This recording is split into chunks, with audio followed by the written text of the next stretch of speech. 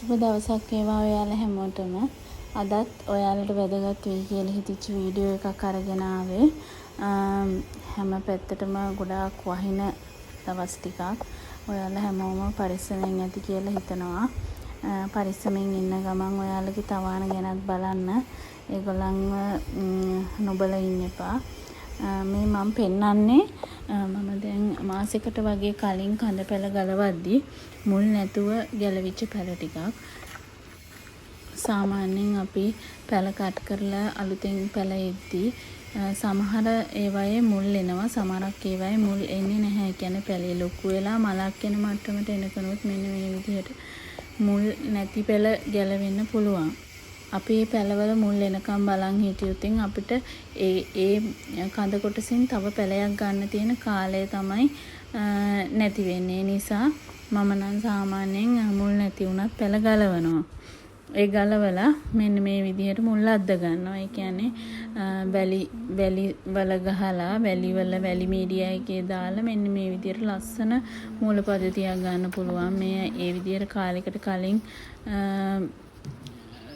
ගලවපු පැලවල මුල් නැතුව ගැලවිච්ච පැලවල මෙන්න මේ විදිහට වැලිවල ගහලා මේ මුල් අද්ද ගන්න පුළුවන්. හරිම ලස්සනට මුල් ඇදෙනවා. හැබැයි මේක උපරිම අපිට තියාගන්න පුළුවන් වෙන්නේ මාසයක් හෝ ඊට අඩු කාලයක් තමයි. සාමාන්‍යයෙන් සති 3ක් වගේ වෙද්දි මුල් අදිනවා අත්දැකීමෙන් කියන්නේ. ඉතින් මේ ඊට පස්සේ එක දිගටම අපි වැලිවල තියන්නේ නැහැ. මෙන්න මේ විදිහට මුල් ඇදුනට පස්සේ අපි මේක අරගෙන පිරිසිදු වතුරෙන් හොදන්න ඕනේ. මේ වැලි යන්න හොදලා මුල් ඩැමේජ් වෙන්නේ නැතුව හොදලා අපි නෝමල් මීඩියා එකට දාන්න ඕනේ. එහෙම නෝමල් මීඩියා එකට දැම්මම ඇත්තටම ලස්සනට පැලේ හැදෙනවා. බලන්න ලස්සන මුල් පද්ධතියක් ඇවිල්ලා තියෙනවා මේ වැලිවල දාද්දි.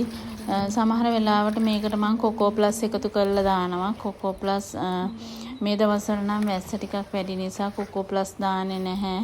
මේ කොකෝ ප්ලස් ටිකක් අර වැස්ස වැඩි කාලයට අපි මේ ඩස්ට් එක පොඩ්ඩක් අඩුවෙන් තමයි පාවිච්චි කරන්න ඕනේ.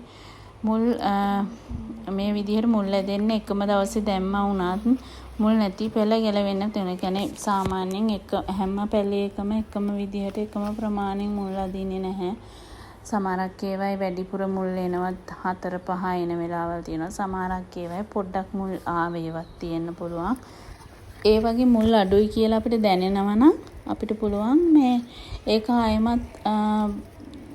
ආයෙමත් සැරයක් අපිට මේක මේ පොට් එකේම දාලා තියන්න පුළුවන්. මේ බලන්න එක මුලක්වත් තිබිච්ච නැති පැල මේවයි ලස්සනට මුල් ඇදලා තියෙනවා.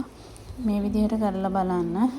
මේ ඔයාලටත් මුල් ගැන බය වෙන දෙයක් නෑ. ඊට පස්සේ මේ බලන්න මේ US බ්‍රිලියන්ට් පැලයක් හරිම ලස්සනට මුල් ඇදිලා තියෙනවා. ඉතින් අපිට මේ ටික හදාගන්න හරිම ලේසි. ඉතින් කඳ පැල ගලවද්දි මුල් එනකන් කියලා බලාගෙන ඉන්න ඕනේ නැහැ.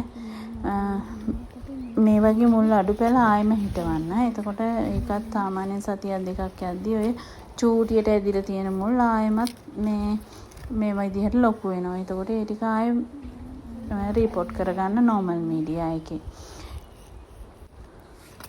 මං හිතනවා මේ මුල් අද ගන්න බය අයට මේක හොඳ වීඩියෝ එකක් වෙයි කියලා. ඉතින් මේ කරලා බලන්න. කරන්නේ නැති අය මේ අලුත් අය මේ බය වෙන්න එපා. මුල් අද ගන්න පුළුවන්. ඇන්තූරියම් කියන්නේ ලේසියම මුල් අද ගන්න පුළුවන් දෙයක්.